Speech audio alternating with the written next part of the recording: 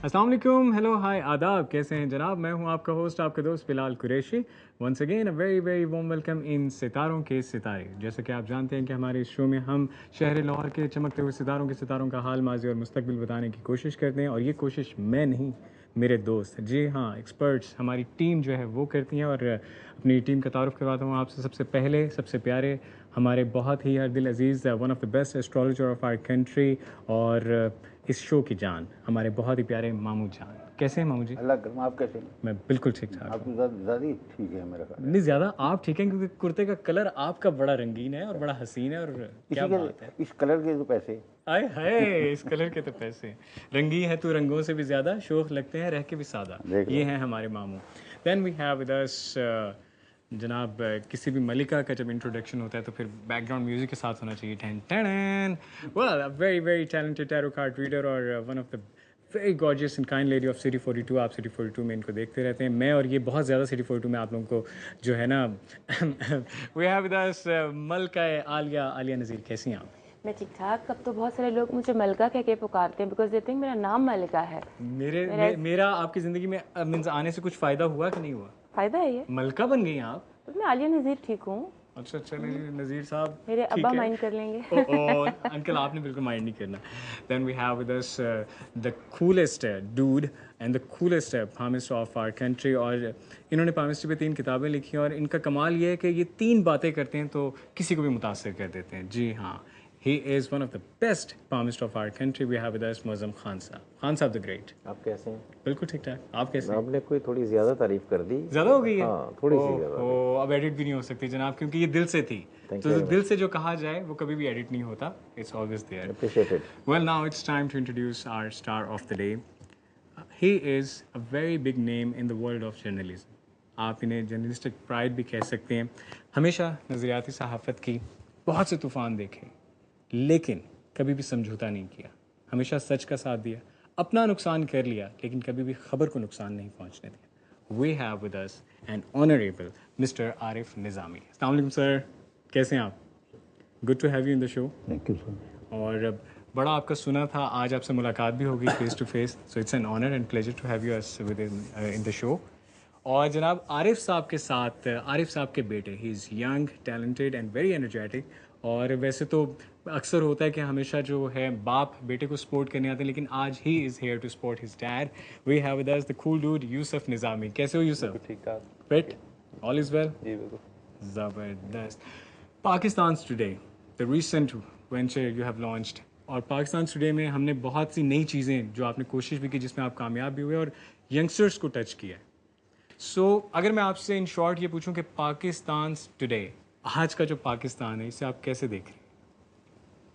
Pakistan today के हवाले से या पाकिस्तान के ये हवाले से? टाइटल बड़ा ज़बरदस्त है आपका, तो इस टाइटल से जो है मुझे तो आज की जो पाकिस्तान टुडे की जो सिचुएशन है वो जहन में आ रही है। तो मैं आपसे अगर ये पूछूं, आपके इतने एक्सपीरियंस के बाद आप क्या कहेंगे कि पाकिस्तान टुडे की जो सिचुएशन है कैसी है, और इसका जिम्मेदार, और क्या कहेंगे हम इस बारे में? देखिए, हमारे डेमोग्राफिकली तो जो यंग पॉपुलेशन है वो बहुत ज़्यादा है। उसका जो है रीडर्स? रीडर्स नहीं, उनकी तादाद। अच्छा। और अगले आने वाले इलेक्शंस में वो एक कलीदी किरदार अदा करेंगे। और मेरा ख्याल है कि जो यंग लोग हैं, जिस तरह यूसुफ निज़ामी साहब भी उनमें शामिल हैं, ये हम लोगों ने तो पाकिस्तान को लेट डाउन किया और फेल किया। और ये नई जनरेशन जो है, उम्मीद है कि ये अपना ढोल डालेगी और जो आइंदा होने वाला इलेक्शन है उसमें जो फहरिस्तें बन रही हैं उसमें अगर वो ईमानदारी से बने सुप्रीम कोर्ट के ऑर्डर के मुताबिक, तो यंग लोग जो हैं वो शायद ये इलेक्शन के जो रिज़ल्ट हैं ये हैरान कुन हद तक बदले हुए नज़र आए।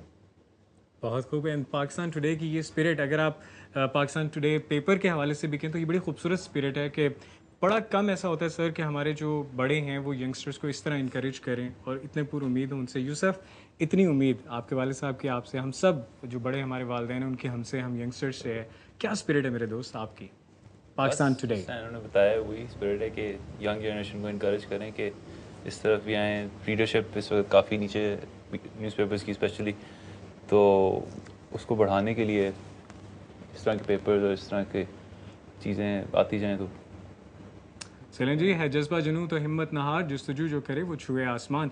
Well sir, the format of the show is Khan साहब आपके हाथ की लकीरों के हवाले से आपको बताएंगे, आलिया जो है उनके टैरो कार्ड्स आपको टेरोस्कोप बनाकर उस हवाले से बताएंगे, और मामू जो है आपके सितारों का जायचा आपके डेट ऑफ बर्थ और टाइम ऑफ बर्थ के अकॉर्डिंग बनाएंगे। So let's begin with Muazzam Khan साहब। तो खान साहब, क्या कहती हैं आरिफ निज़ामी साहब के हाथ की लकीरें? देखिए, सबसे पहले मैं ये दो बातें कहूँगा कि जब भी हम किसी के हाथ का प्रिंट्स देखते हैं तो आदमी अगर सामने बैठा है तो फिर वो मज़ा नहीं आता जो आना असल में चाहिए, क्योंकि हमें आधा तो पता होता है पर्सनैलिटी क्या है, वो उनकी वो लकीरें पढ़नी शुरू होती हैं। मगर इस हाथ पर दो डिफरेंट बड़ी आला लकीरें हैं जो किसी भी इंसान के अगर हाथ पर हों तो उनकी ज़िंदगी में एडवांटेज ले आती हैं। सबसे पहले जब हम इनका हाथ यहाँ पर देखते हैं तो एक ऐसी सीधी लाइन खींची हुई है जिसे हम कहते हैं line of quest for knowledge, कि आदमी अपनी पूरी ज़िंदगी नॉलेज की जो क्वेस्ट है उसके साथ साथ चलता रहता है।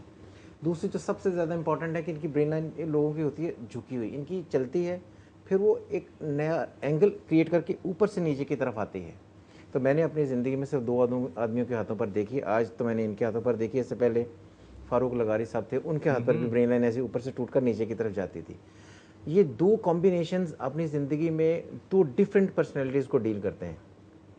जैसे ये सबको पता है कि नए वक्त और ये जो सारा बाकी सेटअप है इनका जो, तो वो तो डेफिनेटली डिफरेंट है, जो इसका डायरेक्टली कंसर्न है नॉलेज से, एजुकेशन से, लोगों को जो है वो न्यूज़पेपर की तरफ लेकर आना, उनको इन्फॉर्मेशन देना, वो लाइन ऑफ क्वेस्ट का बेसिकली काम है। जब भी लाइन ऑफ क्वेस्ट बनती है, बंदा सोशल वर्क करना चाहता है, एजुकेशन में आता है, लोगों की भलाई करना चाहता है, लोगों को मेंटली एजुकेट करना चाहता है। एट द सेम टाइम जब ब्रेन लाइन टूटकर ऊपर से नीचे गिरती है तो आदमी में एडमिनिस्ट्रेटिव टैलेंट भी साथ में आता है। ये दो कॉम्बिनेशंस देखने में एक ही आदमी में ये दो बातें आमतौर पर बहुत कम होती हैं।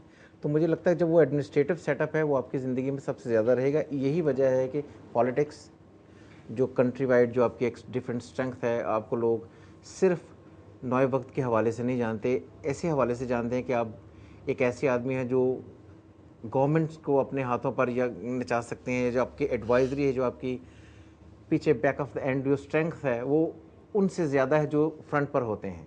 तो ये दो साइंस हैं, ये इनकी ज़िंदगी में सबसे ज़्यादा इंपॉर्टेंट है। फिर थर्ड है कि इनकी फिंगर जो है लास्ट वाली वो थोड़ी सी ऐसे टिल्ट करती है टुवर्ड्स सन फिंगर।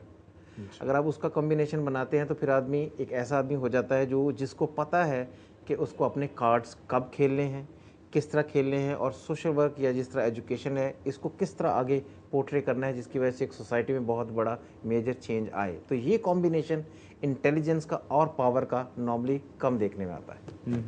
यूसुफ, इतना कुछ आपके वालिद साहब के बारे में, उनके हाथ की लकीरों के हवाले से खान साहब ने बताया है, तो आप आरिफ निज़ामी साहब के बारे में जनरली आपने बताना है कि येस और नो, जितना इन्होंने बताया है। आपने नॉलेज, क्वेस्ट ऑफ नॉलेज वाली बात की सबसे पहले, वो तो मैं टोटली इन्डोर्स करता हूँ। अभी भी हमें भी हमेशा कहते हैं किताबें पढ़ो, ये सब कुछ, तो वो तो हमेशा से है, और मैंने जब से देखा है तब से किताबें एवरीथिंग। बाकी आपने एडमिनिस्ट्रेटिव क्वालिटी वाली बात भी की, तो वो मैंने भी यही देखा है मेरे सामने कि इन्होंने 3 न्यूज़पेपर्स अब तो एक channel from administrative perspective setup किए हैं, सारे चलाए हैं अभी तक। वो भी बात बिल्कुल ठीक है आपकी। तो वो कॉम्बिनेशन मैंने तो सिर्फ इनमें देखा। मगर मैं कोई इनकी तारीफ नहीं कर रहा, मगर ये कॉम्बिनेशन बहुत कम लोगों में है कि इंटेलिजेंस के साथ पावर का कॉम्बिनेशन। या तो आदमी सिर्फ लिटरेचर को लेकर एजुकेशन की तरफ भागते हैं, या वो सिर्फ पावर के पीछे भागते हैं। तो मैं समझता हूँ कि ये कॉम्बिनेशन जो है वो बड़ा स्ट्रॉन्ग है। और लोग नॉर्मली केमिस्ट्री में ये कहते हैं कि जुपिटर के माउंट पर अगर क्रॉस हो तो बड़ा एक्स्ट्रॉर्डनरी होता है। मैं ये समझता हूँ कि अगर जुपिटर के माउंट पर लाइन ऑफ क्वेस्ट हो तो वो ज़्यादा स्ट्रॉन्ग होती है, ताकि आदमी की जुस्तजू या उसको इल्म हासिल करने की कोई लिमिट नहीं होती, आदमी आगे से आगे जाते रहते हैं। फिर ये है कि इनकी जो लक लाइन है वो मिडल ऑफ द पाम से गुजरती है, निकल कर फिर ऊपर की तरफ आती है। तो इस किस्म के जो जब भी लोग देखते हैं कि luck line middle of the mass से निकल कर ऊपर जाती है, तो आदमी अपनी ज़िंदगी में कंटिन्यूस एफर्ट्स रखता है, और उनकी ज़िंदगी में कोई भी चीज़ बहुत आसानी से नहीं आती, वो एफर्ट्स करनी पड़ती हैं रेगुलर बेसिस पर, जिसको फिर आदमी अपने आस्था लेटर स्टेजेस पर जाकर अपनी फिर वो जो उसका वो पूरा फल है फिर वो लेते हैं और लाइफ आगे बढ़ती है। आरिफ निज़ामी साहब, अगर मैं आपसे क्वेश्चन करूँ, newspapers, news channel, you run the both, आजकल न्यूज़ चैनल्स की वजह से न्यूज़पेपर की उसी तरह वर्थ और वही रीडिंग और वही डिमांड रही या नहीं रही? डिस्टर्ब तो नहीं हुई न्यूज़ चैनल की वजह से? क्या आपका एक्सपीरियंस क्या कहता है इस हवाले से? तो मेरे ख्याल से अखबारात का रोल जो है वो इलेक्ट्रॉनिक चैनल्स की वजह से उसमें कुछ तब्दीली आई है। अच्छा, मसलन ये है कि पहले अखबार न्यूज़ ब्रेक करते थे, अब वो खबर तो सारे दिन चल रही होती है, ब्रेकिंग न्यूज़ बस अक्सर तो वैसे ब्रेकिंग न्यूज़ नहीं होती, ऐसी उसको इल्ज़ाम होता है ब्रेकिंग न्यूज़ का, लेकिन खबर होती भी है। तो अखबारात में अब एनालिसिस जो है वो ज़्यादा आ गया। अच्छा, इसकी वजह से कि उनको एक कंपटीशन भी न्यूज़ मिल गया चैनल जो है वो तजिया कम होता है, कम से कम हमारे न्यूज़ चैनल्स में, और चलाऊ काम ज़्यादा होता है। अच्छा, और अखबारात जो हैं वो पस मंज़र और पेश मंज़र पेश करते हैं। अब जिस तरह मसलन आजकल चल रहा है MQM और की अलहदगी हुकूमत से, जी जी, तो ये बहुत कम आपको चैनल्स में नज़र आएगा, लेकिन अखबारात बता रहे हैं कि कितनी दफ़ा MQM हुकूमतों में आई गई, डिटेल्स जो जी, हैं कराची के वाक़यात जो हैं उसके मुराकात क्या हैं। फिर इसके साथ साथ टेक्निकली अखबारात को इलेक्ट्रॉनिक चैनल की वजह से भी बदलना पड़ रहा है। मसलन ये कि ये प्रोफेशनल बात है अगरचे कि अगर हम यही सुर्खी लगा दें जो आज 11 बजे सुबह का वाक़या है, तो हमारी कोशिश होती है कि उसका फॉलोअप जो है उसको लगाया जाए। फिर ये है कि अखबारात में कलर का रुझान ज़्यादा बढ़ गया। जिस तरह पाकिस्तान टुडे है वो सारा का सारा कलर है, इसीलिए कि जब टेलीविज़न कलर है तो हमें भी उसको ग्राफिक्स और कलर के लिहाज से ज़्यादा अट्रैक्टिव बनाना चाहिए। बिल्कुल ठीक है। वेल जैसे कि निज़ामी साहब ने कहा कि जो न्यूज़ चैनल्स हैं बहुत कलरफुल हो गए, तो इसलिए न्यूज़पेपर्स जो हैं उनको भी कलरफुल करना पड़ रहा है, और एक हेल्दी कंपटीशन है between the paper and the news channel, और ये अच्छी बात है कि लोगों तक अच्छी और सच्ची खबर पहुंची है। लेकिन वही बात है कि खबर सच्ची होनी चाहिए, अच्छी होना हो। आजकल जो मुल्क के हालात हैं, अच्छी तो खबरें कमी हैं, बहुत कम खबरें आती हैं अच्छी, और कभी कभी तो निज़ामी साहब ये लगता है कि जो ब्रेकिंग न्यूज़ है it's just to break hearts, डर ही लगता है ब्रेकिंग न्यूज़ से।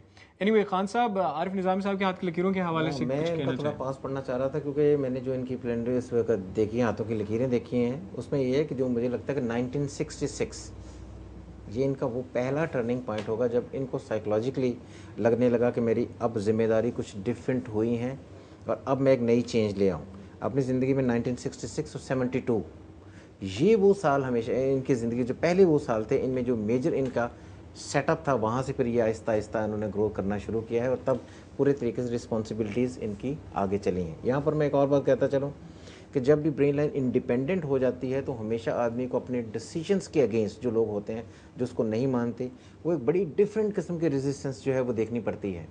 तो इसलिए कि कॉन्फ्लिक्ट तो नहीं मैं कह सकता, मगर एक कॉन्फ्लिक्टिंग एटमॉस्फेयर क्रिएट रहता है सराउंडिंग्स में, जो बंदे को हार्डशिप्स की तरफ आहिस्ता आहिस्ता या प्रॉब्लम में या थोड़ा स्लो करने की कोशिश में लगा रहता है। मगर जो इनकी लक लाइन है उसकी कंटिन्यूएशन बिल्कुल स्ट्रेट है। इसका मतलब ये है कि जो इनके अगेंस्ट भी अगर कोई एफर्ट्स हुई हैं या इनके अगेंस्ट कोई बातें हुई हैं जो इनको रोकने के लिए थी, उन्होंने भी थोड़ा ज़्यादा एफर्ट करके उसका सामना करके तो ग्रेजुअली ये उस सारी फेज़ में से निकल आए हैं, और ये उनका सारा सेटअप बनता है। वेल खान साहब, मेरे ख्याल से सच को जब भी रोकने की कोशिश की जाए, निज़ामी साहब, सच कभी ना छुपता है ना रुकता है, सूनर और लेटर सामने आ जाता है, और जीत भी हमेशा सच की होती है। और इस वक्त जीत हो गई है ब्रेक की, क्योंकि ब्रेक का टाइम आ गया। तो एक छोटी सी ब्रेक लेंगे। सिटी 42 पे आप सब देख रहे हैं सितारों के सितारे। मिलते हैं ब्रेक के बाद।